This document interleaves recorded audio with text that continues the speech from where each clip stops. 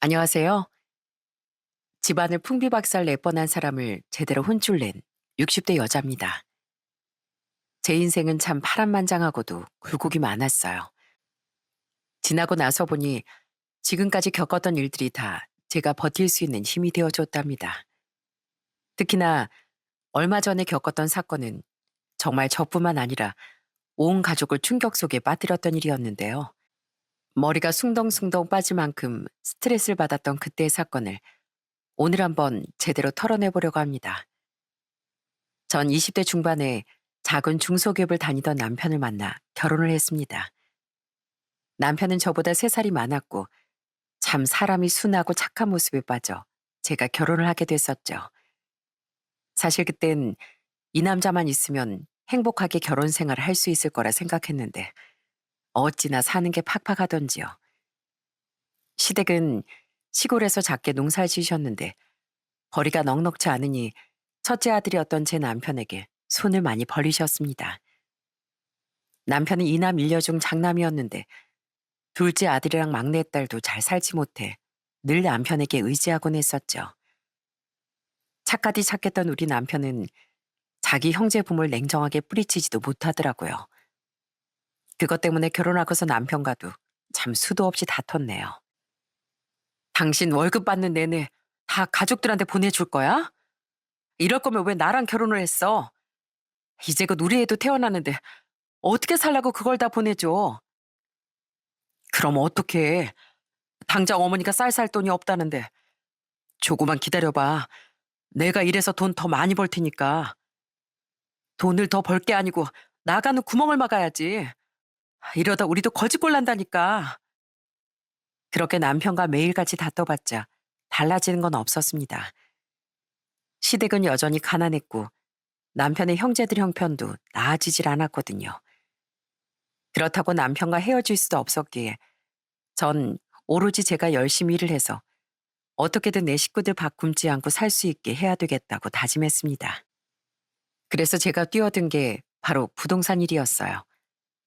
처음엔 부동산 사무직으로 일을 시작했었는데 일을 하다 보니 점점 저도 흥미를 갖게 됐습니다. 저는 돈이라고 하면 차곡차곡 모으는 게 다였지만 부동산 일을 하면서 재테크에 눈을 뜨기 시작했어요. 그러면서 전 남편이 벌어온 돈과 제가 버는 돈을 조금씩 모아 재테크를 하게 되었죠. 정말 티끌모아 태산이란 말이 실제로 맞는 말이라는 걸 재테크를 하며 많이 알게 된 것 같습니다. 처음엔 이렇게 해서 건물이라도 하나 살 수 있을까 걱정이 많았는데 점점 시간이 지날수록 상황이 풀리기 시작했습니다. 저희는 아들 둘, 딸 하나를 낳아 자식 셋까지 키워야 하다 보니 사실상 생활이 많이 좋아졌던 건 막내딸까지 다 키우고 나서부터였어요. 그전엔 정말 말도 못하게 힘들게 살긴 했었습니다. 제일 마음이 아팠던 일은 아무래도 애들이 사달라는 걸 사주지 못할 때였죠. 둘째 아들이 초등학교 때 너무 갖고 싶어 하던 자동차 장난감이 하나 있었습니다. 거의 며칠 밤낮을 매일같이 저와 남편에게 사달라고 조르곤 하더라고요. 엄마, 다른 애들은 다 그거 가지고 논단 말이야. 내 친구도 일요일에 레이싱가 가지고 놀러 간대. 어? 나도 사줘. 나도 사달라고. 영호야, 엄마가 다음에 사주면 안 되겠니? 저번에 사준 거 있었잖아. 그거 가지고 놀면 되지. 그건 싸구려라서 친구들이 막 놀린단 말이야. 엄마, 나 그거만 사주면 앞으로 공부도 잘하고 말도 잘 들을게. 어? 다른 애들은 다 가지고 있는데 나만 없어, 나만. 그땐 살고 있던 집도 저희 집이 아니었고 남편이나 제 벌이도 그다지 많지 않았으니 아끼는 것만이 살 길이라고 생각했어요. 그러다 보니 애들이 사달라는 건 정말 한 번을 제대로 사줘본 적이 없었어요. 지금 생각해보면 그 어린 것들이 얼마나 마음에 상처가 됐을까. 고작 그거 하나 못 사줘서 왜 애를 울리게 만들었을까 싶지만 그땐 단호해질 수밖에 없었죠. 그렇게 전 독하게 이악 물고 허리끈 졸라매며 살았습니다. 그렇게 살다 보니 어느덧 자식들도 성인이 되었고 그때부턴 정말 저희 상황이 많이 풀렸던 것 같아요. 신혼 초반엔 사글세방에 살다가 애들이 태어나고 어릴 땐 방 2칸짜리 주택에 살다 또 애들이 학교에 들어가면서 방 3칸짜리 빌라로 여기저기 옮기며 살았죠. 그렇게 이사를 정말 수십 번 하다 보니 어느새 이사의 달인이 되어 있을 정도였어요. 그렇게 세월을 버티다 보니 막내딸이 20살이 되었을 때 저흰 드디어 내 집 마련을 할 수 있었답니다. 그것도 5층짜리 빌라를 경매를 통해 낙찰받아 매입하게 되었어요. 물론 새 건물은 아니었지만 그토록 남편과 평생을 꿈꿔왔던 건물 하나를 갖게 되었다는 게 너무나 행복하고 좋았습니다. 처음엔 그 건물 명의를 남편 이름으로 하려고 했어요. 그런데 남편이 그 꿈 만류하며 당연히 제 명의로 해야 한다고 말했죠. 여지껏 당신이 알뜰살뜰 살림하고 돈 굴리면서 이 건물 사게 된 건데 왜 내 명의로 해? 당연히 당신 명의로 해야지. 정말 내 명의로 해도 괜찮겠어? 당연하지. 평생 내가 당신 고생만 시킨 것 같아 내내 미안했어. 못난 남편 만나 고생만 하고 말이야. 당연히 빌라는 당신 거야. 당신 아니었으면 내가 어떻게 내 집 마련해서 살 수 있었겠어. 정말 고마워 여보. 그렇게 저희의 인생은 그때부터 찬란하게 빛이 날 일만 남았는 줄 알았습니다. 집안 상황도 풀리기 시작하고 애들도 너무나도 잘 커주니 정말 행복하기만 하더라고요. 큰아들은 직업 군인이 되었고 둘째 아들은 대학 졸업 후 중견기업에 입사해 남부럽지 않은 직장을 다니게 됐습니다. 막내딸도 교도관이 되었고요. 저희 역시 5층짜리 빌라를 갖고 임대를 주며 그 임대 수익으로 차곡차곡 노후를 준비해 나갔습니다. 이젠 자식들이 각자 가정을 꾸리기만 하면 더 이상 바랄 게 없다고 생각을 했어요. 그러다 제일 먼저 결혼을 한 아이는 바로 둘째 아들이었습니다. 둘째 아들이 30대 중반이 되었을 때 정말 참한 며느리가 저희 집으로 들어오게 되었어요. 며느리 역시 좋은 직장에 다니고 있었고 사돈댁도 너무나 좋으신 분들이었습니다. 결혼을 할 때 저희가 뭐라도 보태주려고 했는데 둘째 아들 내외가 그 꿈 아니더라고요. 그러면서 하는 말을 듣고 얼마나 기특하고 장했는지 모릅니다. 엄마, 저희 결혼 준비 저희 힘으로 해볼게요. 그러니까 뭐 신경 쓰지 않으셔도 돼요. 대신 예단이나 예물 뭐 이런 것도 주고받고 안 하려고요. 그래도 괜찮으시겠어요? 아유, 그럼 당연하지. 니들이 그렇게 정했다고 하면 니들 뜻대로 우리가 따르마. 그렇지만 나도 우리 집 첫 며느리인데 며느리한테 뭐라도 해주고 싶은데 다른 거 몰라도 금가락지 하나라도 내가 해주고 싶구나. 아니에요, 어머님. 전 어머님 마음만 받을게요. 대신 저 정말 편하게 대해주세요. 저 어머님 아버님과 얼른 친해지고 싶어요. 살갑고 싹싹했던 둘째 며느린 첫인상부터 참 예쁘고 사랑스러웠습니다. 둘째 내외는 그렇게 둘이서 열심히 결혼 준비를 하고 결혼을 했고 얼마 지나지 않아 둘째 며느린 임신을 하게 되었어요. 임신을 하고 난 후에도 둘째 며느린 일도 끝까지 정말 열심히 했습니다. 그러면서도 주말이면 간간히 저희 집으로 찾아와 같이 시간을 보내기도 했고요. 전 그런 며느리가 참 기특하면서도 안쓰러웠습니다. 보배야, 많이 힘들진 않어? 이제 슬슬 배도 불러오는데 몸도 무거울 테고 말이야. 우린 괜찮으니까 너 출산하기 전까진 좀 쉬어. 평일엔 출근하느라 정신없이 바쁜데 쉬는 날 이렇게 오면 더 피곤하잖니. 아니에요. 전 오히려 여기 와서 어머님 해주시는 뜨끈한 밥 먹는 게 제일 좋은데요. 아이 낳고 나면 당분간은 움직이기 어려우니까 지금 부지런히 움직여야죠. 그렇게 말해주니 고맙다. 무리하지 말고 네 몸부터 생각해. 불편할 법도 한데 둘째 며느린 항상 절 친근하게 대하곤 하더라고요. 둘째 며느린 그렇게 막달까지 열심히 회사 출퇴근을 하며 일을 했고 출산을 하게 되었어요. 얼마나 기특하고 장했는지 출산을 한 둘째 며느리를 본 순간 눈물이 왈칵 나오기도 했습니다.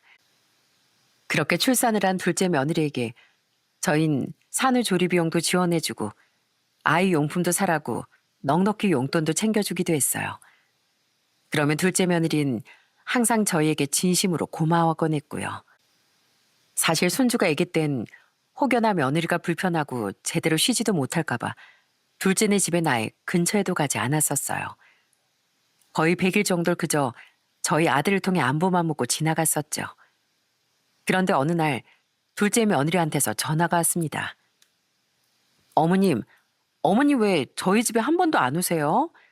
저희 아들 보러 안 오실 거예요? 아니, 우리야 가고 싶다만 아직 애도 어리고 우리가 가면 너도 모시고 그렇잖니. 영어 통해서 소식은 잘 듣고 있다. 그래, 아이 보느라 피곤하지? 괜찮아요, 어머님. 전 괜찮으니까 편하게 오세요. 아이가 얼마나 예쁜지 몰라요. 어머님, 아버님 자주 오실 줄 알았는데 하도 안 오셔서 이렇게 전화드린 거예요. 전 괜찮으니까 집에 꼭 오세요.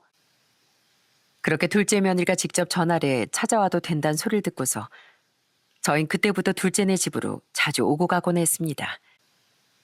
둘째 며느리는 얼마나 살갑고 싹싹했는지 저희가 가면 너무 좋아하더라고요.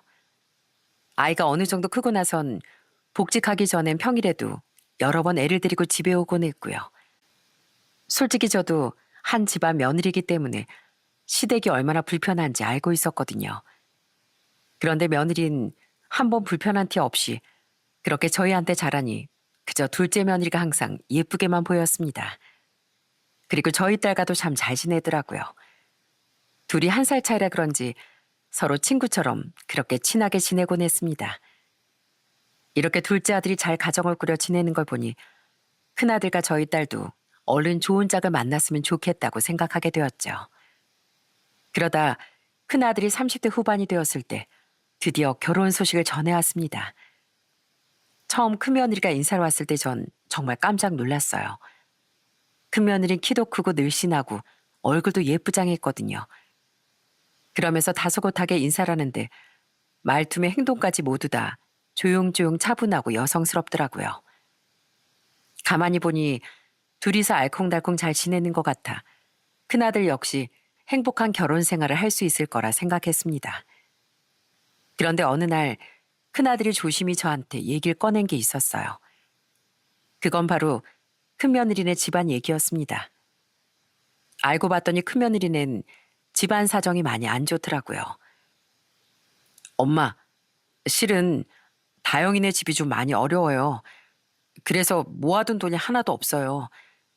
관사 들어가려고 했는데 아내 출퇴근이 너무 멀어져서 그래서 집을 구하려고 하니까 좀 마땅치가 않네요. 혹시 엄마 아는 괜찮은 집이 있는가 해서요. 아유, 그러니? 그럼 이번에 2층 임대가 끝나는데 여기 빌라 2층에 들어와 사는 건 어떠니? 니들이 불편하지만 않는다면 그렇게 살아도 엄만 괜찮아. 엄마, 정말 괜찮겠어요? 저희야 그렇게만 해주시면 너무 좋죠.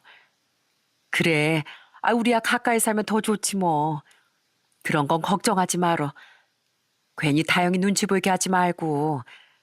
우린 그저 니들만 앞으로 잘 살면 된다. 그렇게 저흰 빌라 2층을 큰아들네 신혼집으로 마련을 해주게 되었습니다. 전에 임대인이 살았던 곳이라 아이들이 입주하기 전에 저흰 도배며 바닥까지 싹 다 고쳐졌어요.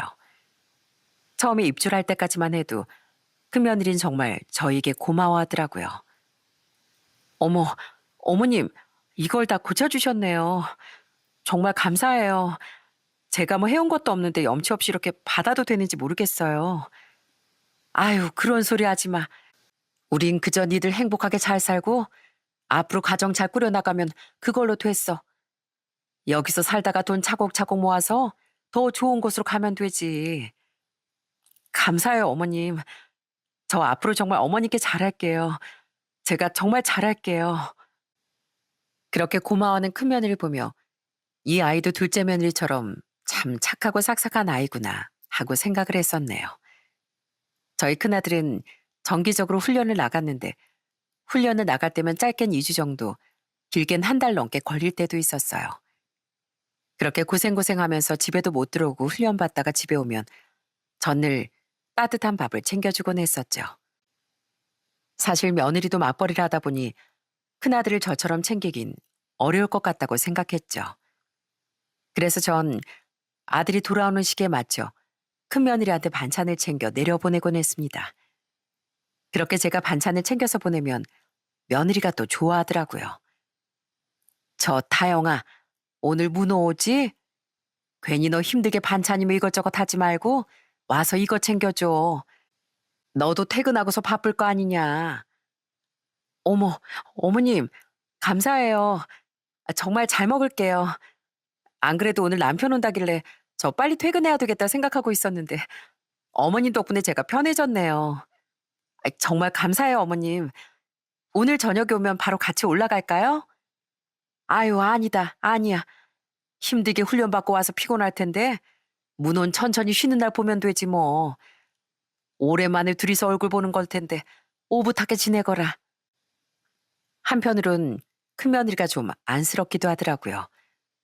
매일같이 붙어 있어도 모자랄 신혼 때 남편이 직업군인이라 자주 떨어져 있게 되니 얼마나 쓸쓸하고 외로웠겠습니까? 그래서 더 신경이 쓰이고 많이 배려를 해줘야겠다고 생각했습니다. 가까이 산다고 해서 무조건 찾아가는 것도 아니었고 늘 큰며느리보단 큰아들에게 먼저 연락해 약속을 잡고 만나는 게 당연한 일이었죠. 그렇게 1년여의 시간을 저희는 참 잘 지냈다고 생각을 했습니다. 그런데 딱 큰아들이 결혼하고서 1년이 지나자 점점 큰며느리가 달라지기 시작하더군요. 사건의 시작은 온 가족들이 모였던 식사 자리에서 시작이 됐습니다. 그때 둘째 아들네 아들인 우리 손주도 어느덧 커서 말도 잘하고 여기저기 뿔뿔 돌아다닐 시기였거든요. 저희 집에서 다 같이 모여 밥을 먹고 술도 한 잔씩 하는데 갑자기 큰며느리가 손주를 유심히 보더니 뜬금없는 말을 하기 시작하더라고요. 근데 동서, 쟤 데리고 병원 안 다녀? 검사 받아봤어? 뭐래? 자폐래? 네? 아니요. 그건 아니고 약간 발달 지연이 있긴 한데 검사 결과상은 크게 문제가 없대요. 그래? 뭐 다른 데 가봐야 하는 거 아니야?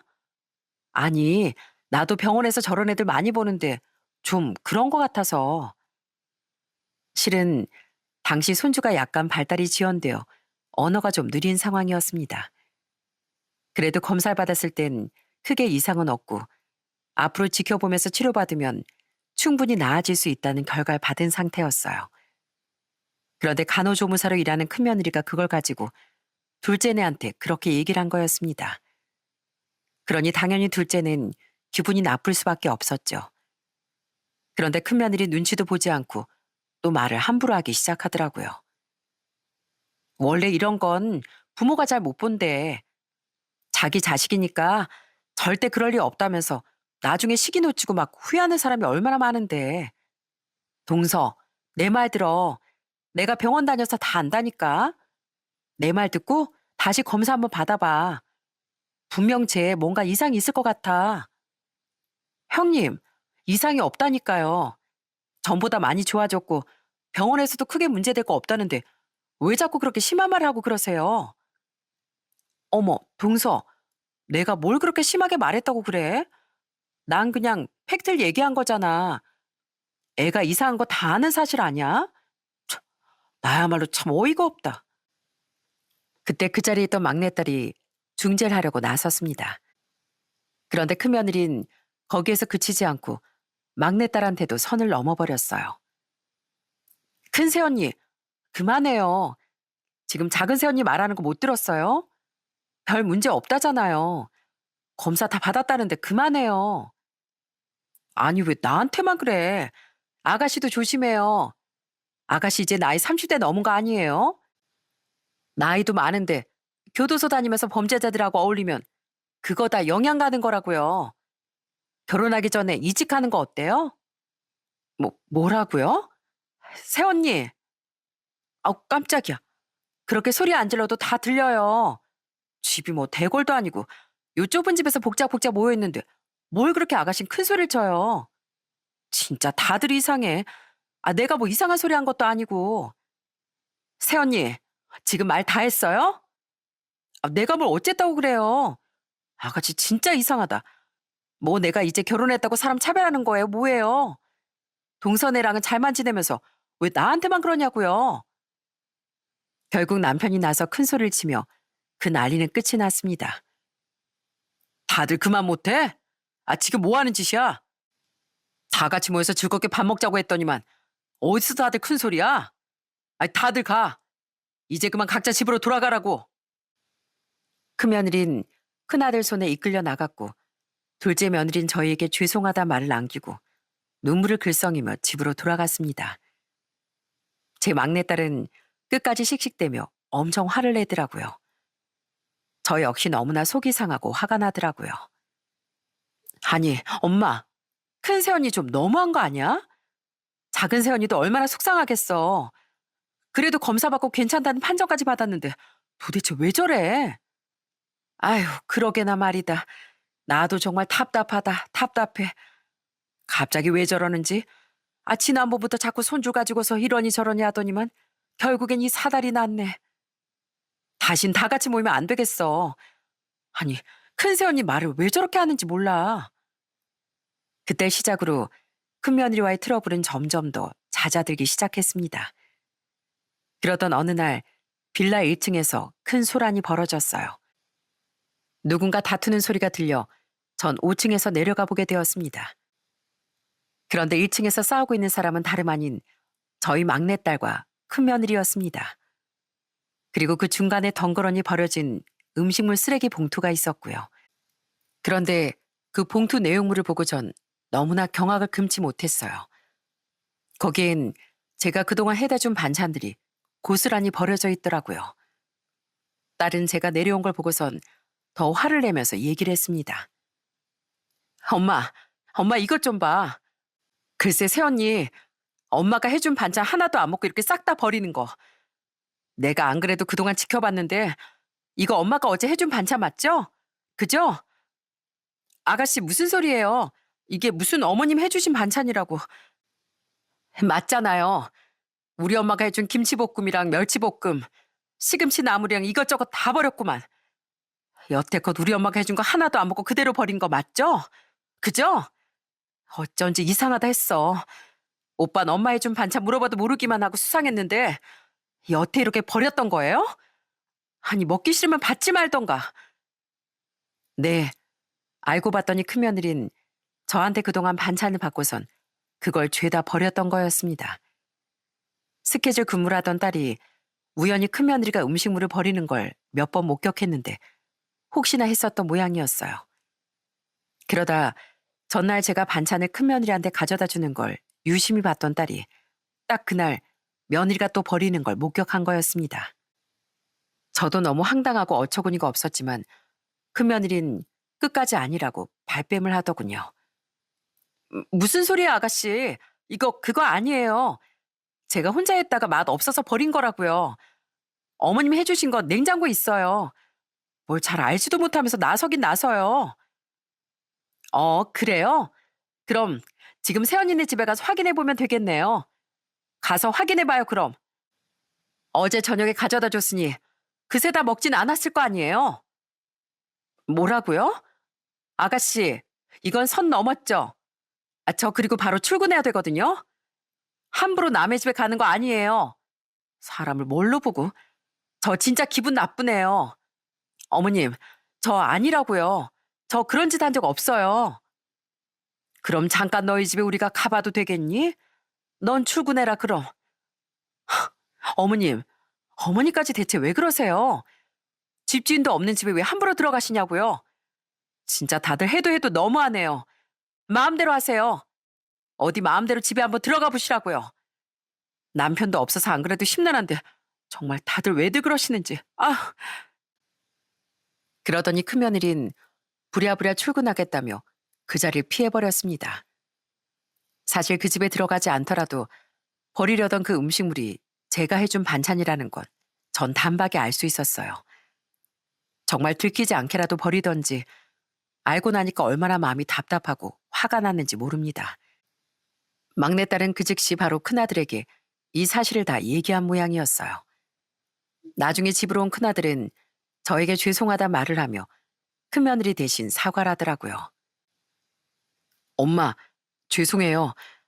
이 사람이 사실 거절을 잘 못해서 엄마한테 얘기를 못했었나 봐요.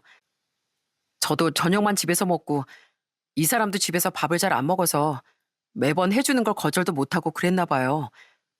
자기도 속상하다고 우는데 아무튼 죄송해요. 아무리 그래도 한 번 말을 해줬으면 내가 알아서 안 줬을 거 아니냐. 나도 오늘 보고선 얼마나 놀랐는지 모른다. 네, 정말 죄송해요. 아내랑 제가 잘 얘기해 볼게요. 지금은 아내도 좀 많이 놀라기도 하고 당황스러웠나 봐요. 그런데 그 후로 큰며느린 저희를 피하기 시작했습니다. 그날의 사건 이후부턴 아예 저희 집에 오지도 않더라고요.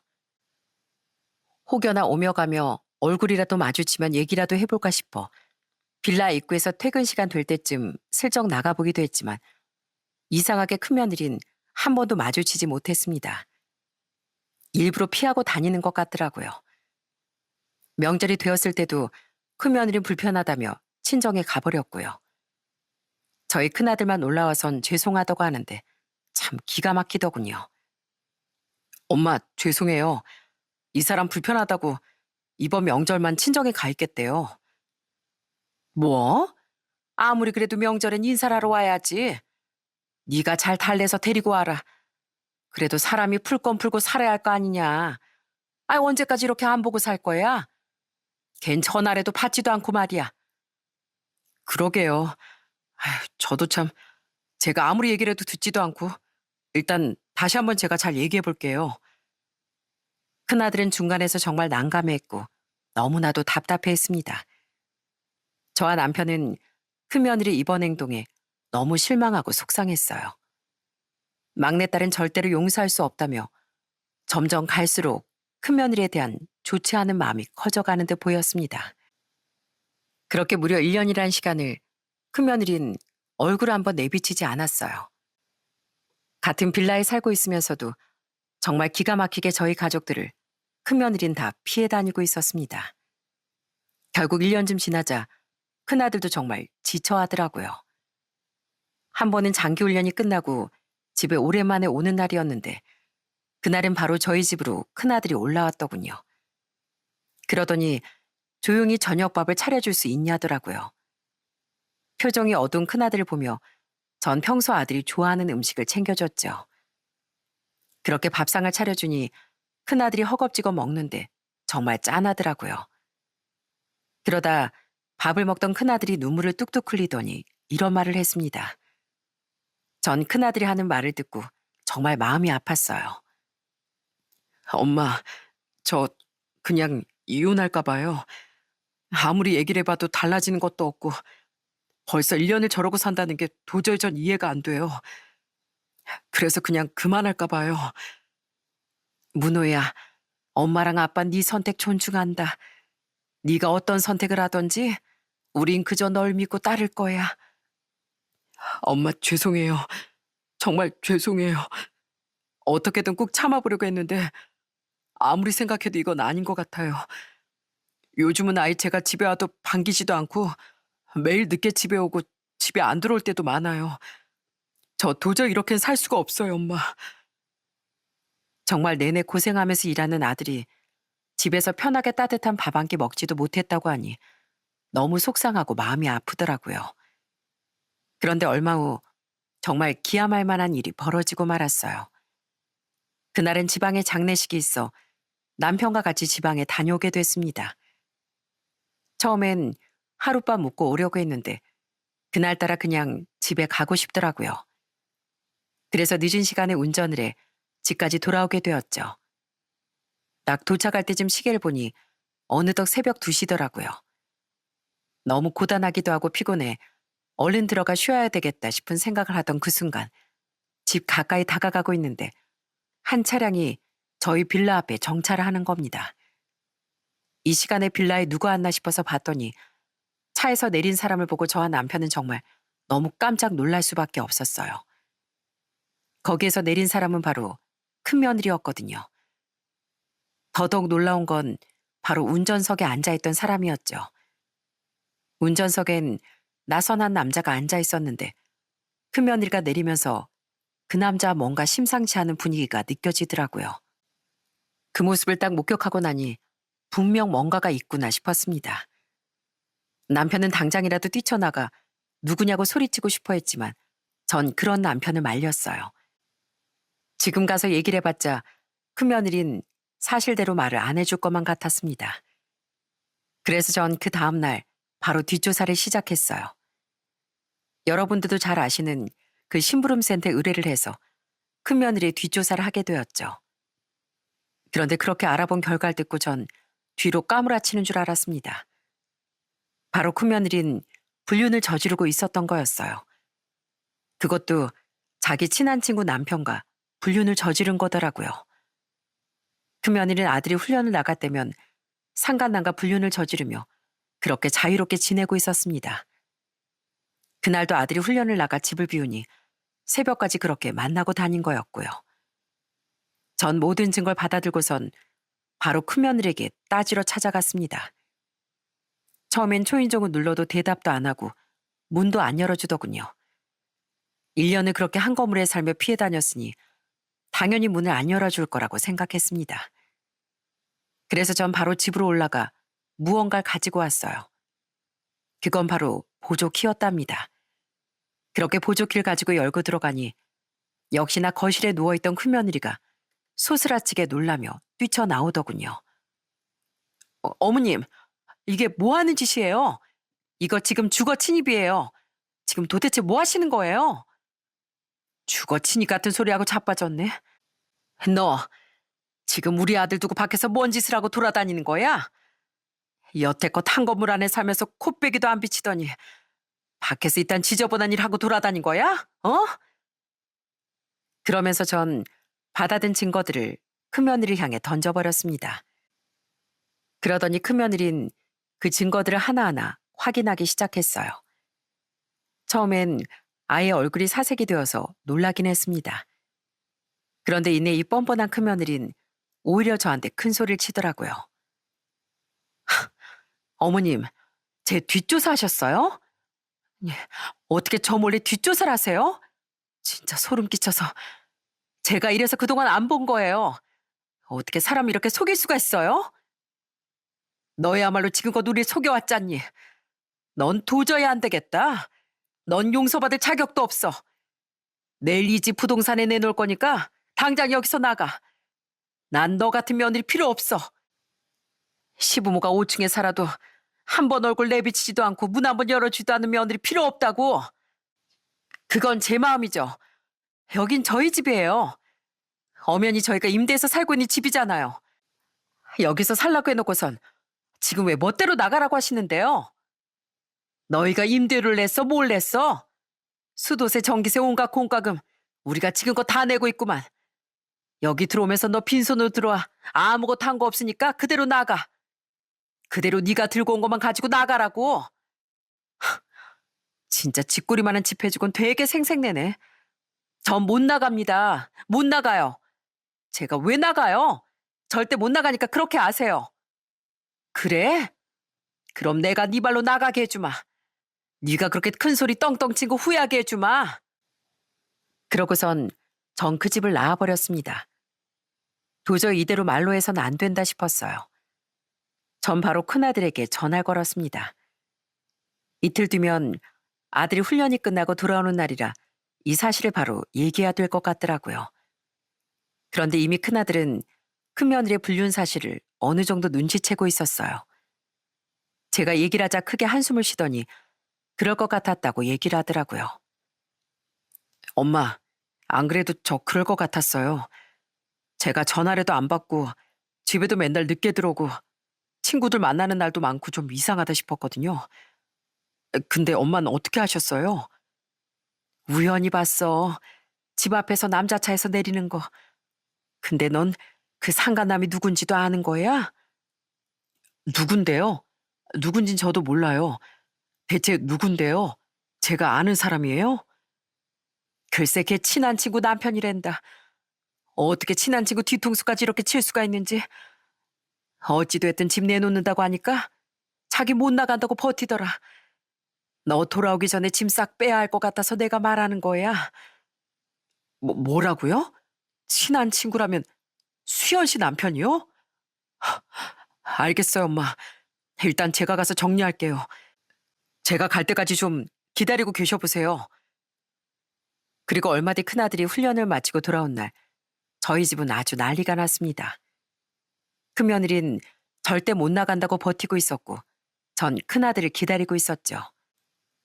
큰아들이 막 집에 도착했을 때 저와 남편은 혹여나 또 며느리가 버티면 어쩌나 싶어 2층으로 내려갔습니다. 그리고 큰아들이 문을 딱 열자 역시나 큰며느린 거실에서 TV만 보고 있더라고요. 그런 큰며느리 향해 큰아들이 뚜벅뚜벅 걸어가더니 팔목을 잡고 일으켰습니다. 그때 큰며느리가 얼마나 뻔뻔했는지 모릅니다. 아! 뭐야, 이거 나 지금 뭐 하는 거야? 지금 나한테 무력 썼어? 와, 당신 이러면 경찰에 신고하면 잡혀가. 지금 뭐 하는 짓이야? 너야말로 도대체 뭐 하는 짓이야? 어디 할 게 없어서 친한 친구 남편하고 놀아나? 지금 그게 할 짓이야? 어? 그게 할 짓이냐고. 아, 내가 누구랑 놀아나던지 당신 무슨 상관인데? 집에 제대로 한번 들어오지도 않으면서, 어? 나 외롭게 놔둔 건 당신이야. 내가 이렇게 된 거 내 탓 아니고 당신 탓이라고. 뭐? 내 탓? 너 지금 내 탓하는 거야? 야, 네 말대로라면 일하느라 바빠치 못 들어가는 사람 배우잔 다 바람난다는 거야? 지금 그게 말이 된다고 생각해? 알았어. 다 끝내면 되잖아. 어? 나도 친구한테 미안하기도 했고 이제 그만 만나기로 했으니까 제발 좀 그만해. 그리고 찌질하게 어머님 아버님까지 데리고 들어왔어? 이건 우리 둘 사이 문제 아니야? 어머님 아버님 그만 나가주시겠어요? 저희 둘이서 따로 할 말이 있거든요.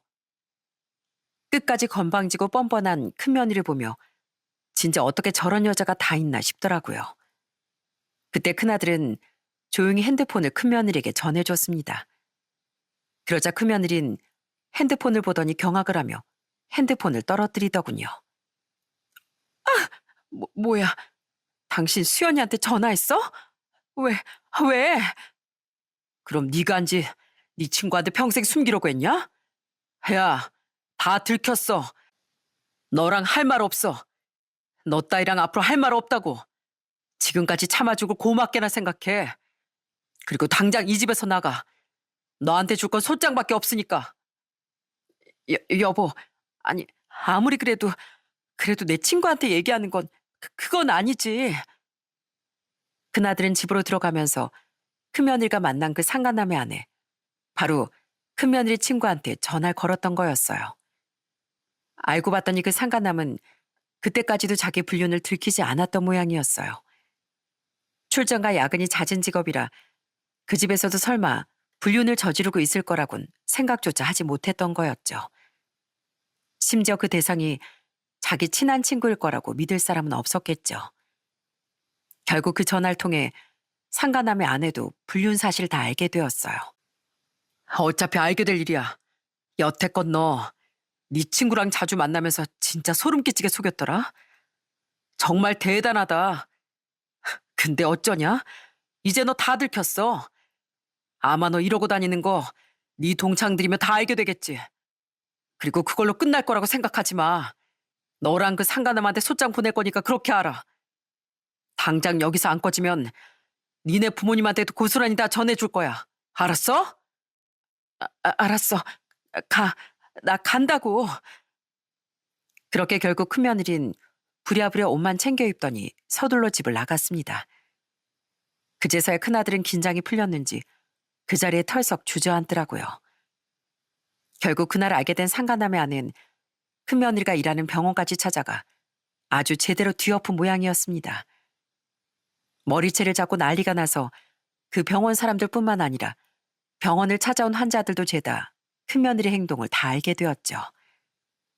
결국엔 큰며느린 그 병원에서 쫓겨나게 됐답니다. 그리고선 큰아들은 바로 이혼 소송과 상간남 소송을 진행했어요. 그리고 그 상간남의 아내도 큰며느리한테 상간녀 소송을 했습니다. 그러자 어느 날은 큰며느리가 집까지 찾아왔더라고요. 문을 안 열어주려고 하다가 막내딸이 염치 없이 도대체 뭔 할 말이 있는지 드러나 보자며 문을 열어줬습니다. 그랬더니 집으로 들어오면서 현관에서부터 무릎을 꿇더군요. 어머님, 아버님, 제가 다 잘못했어요. 정말 죄송해요. 전 그저 제 자존심에 하도 둘째 며느리만 예뻐하고 그러는 것 같아서 제가 자격지심에 그만 제가 못난 행동한 거예요. 정말 죄송합니다. 한 번만 용서해 주시면 안 될까요? 남편이 제 전화도 안 받고 절대 용서 안 해준다고 하는데 그래도 어머님, 아버님이 잘 말해주시면 남편 마음을 돌릴 수 있지 않을까 싶어서요. 한 번만 좀 용서해 주세요. 용서? 넌 지금까지 우리가 그렇게 노력을 해도 마음 한번 바꾸려고 하지 않았으면서 어떻게 우리가 이 큰일을 겪어서 용서해 줄 거라고 생각하니? 너 참 뻔뻔하다. 우린 우리 아들이 결정한 대로 따를 거야. 그러니 두 번 다시 여기 찾아오지 말거라. 어머니, 제발요. 제발 저 한 번만 용서해 주세요. 저 이제 앞으로 갈 곳도 없어요. 네? 저 병원에서도 쫓겨나고 다른 곳 취업하기도 힘들고 제발 좀 용서해 주시면 안 될까요? 네가 한 짓을 왜 우리한테 용서를 바래? 너 지금껏 다 각오하고 그런 거 아니니? 난 더 이상 할 말 없다. 그러니 나가. 네 얼굴 보고 싶지도 않으니까. 그러자 한참을 무릎 꿇고 빌던 큰며느리가 갑자기 표정을 싹 바꾸더니 벌떡 일어나 억울한 말투로 따지기 시작하더군요. 역시나 사람의 본성은 달라지지 않는다는 게 맞는 말인 것 같았습니다. 조금 전까지 울며 불며 사과하던 사람은 어디 가고 표독스러운 표정으로 절 쳐다보며 말하는데 정말 소름이 다 끼치더라고요. 전 못 가요. 따지고 보면 남편 잘못도 있고 어머님, 아버님 잘못도 있는 거잖아요. 전 못 갑니다. 저 이대로 이혼 못 합니다.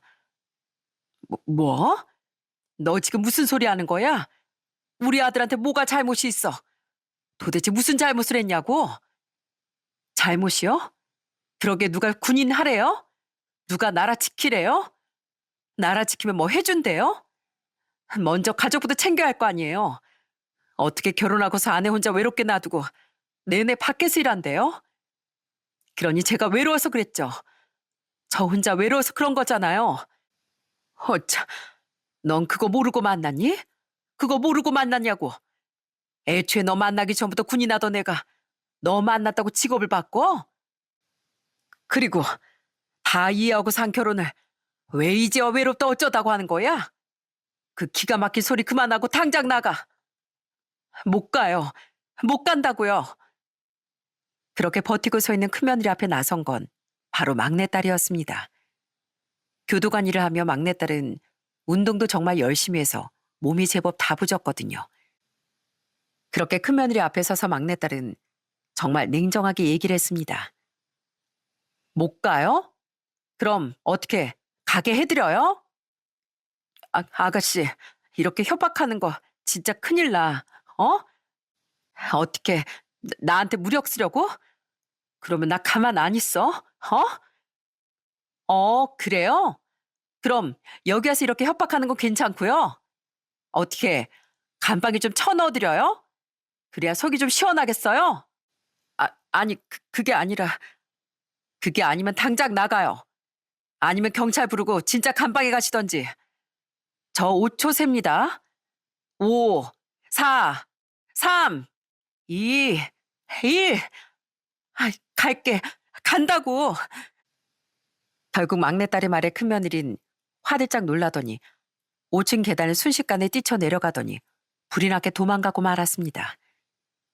정말 끝까지 뻔뻔하고 염치 없었던 큰며느린 그렇게 얼마 후 큰아들과 이혼하면서 정말 남남이 되었어요. 거의 2년 4개월이라는 결혼 생활을 그렇게 끝마치게 되었죠. 다행히 아이도 없었고 며느리가 바람도 피웠으니 생각보다 깔끔하게 잘 끝났더라고요. 전 며느리는 안 그래도 가진 게 없었는데 큰아들한테 위자료도 주고 본인 친구한테 위자료도 줘야 했으니 아마 가진 거 탈탈 털어야 했을 겁니다. 거기다 친한 친구의 남편과 불륜을 저질렀다는 사실이 자기 친구들 사이에서 다 알려지게 되면서 완전히 외톨이가 되었다고 하더군요. 지금은 뭐 어디서 뭘 하고 지내는지 모르겠지만 부디 다른 곳에서 다른 사람 뒤통수 치면서 살지 않기만을 바라고 있을 뿐입니다. 그렇게 큰아들은 이혼하고서 한동안은 정말 많이 힘들어 하더라고요. 아무리 짧은 시간이어도 그래도 한 입을 덮고자 한 사람인데 어떻게 한 번에 괜찮아지겠습니까? 그래도 천만다행으로 큰아들은 정말 금방 극복을 했어요.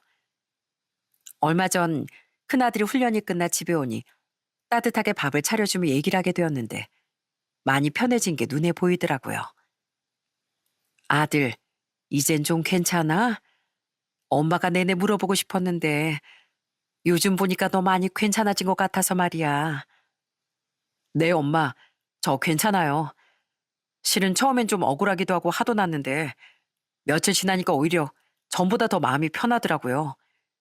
억울한 것도 많이 풀리고 제가 할 수 있는 건 다 한 것 같아요. 그러니 엄만 걱정하지 마세요. 그래, 아들.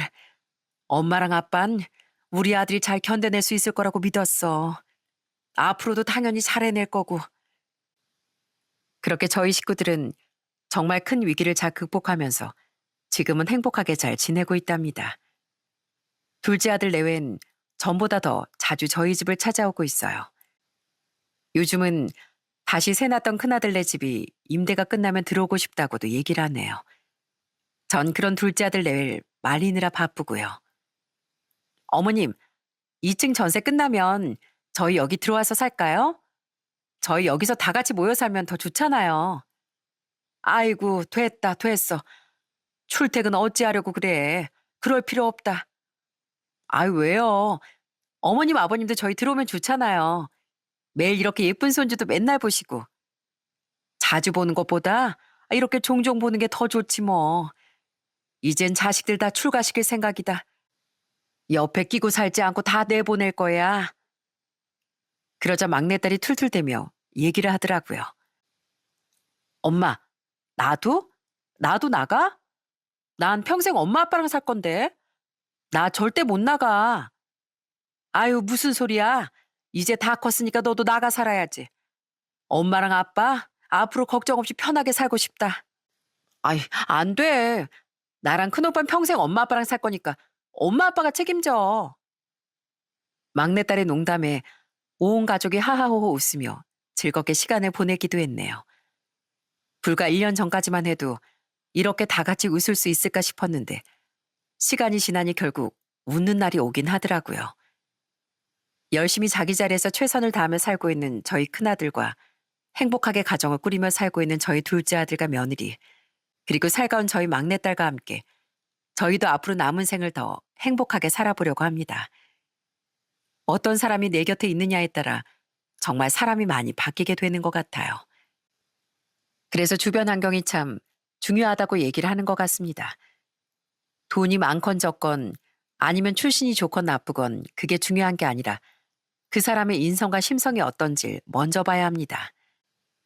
오래 살아온 건 아니지만 지나온 세월을 돌이켜보면 늘 저에게 도움을 줬던 사람들은 그만큼 마음이 따뜻하고 배려심이 많은 사람들이더군요. 그동안 알아온 정 때문에 나한테 못되게 구는 사람을 놓지 못했던 분들이 계시다면 정말 진정으로 나에게 중요한 게 무언지 다시 한번 생각해보고 과감하게 한번 결단을 내려보시는 건 어떨까요? 인간관계에 대한 고민이 많으신 분들이 제 이야기로 인해 답답한 속이 좀 시원해지셨으면 좋겠네요. 지금까지 제 이야기 들어주셔서 감사합니다. 여러분들의 앞날은 더 밝아지실 겁니다. 모두 다 행복하세요.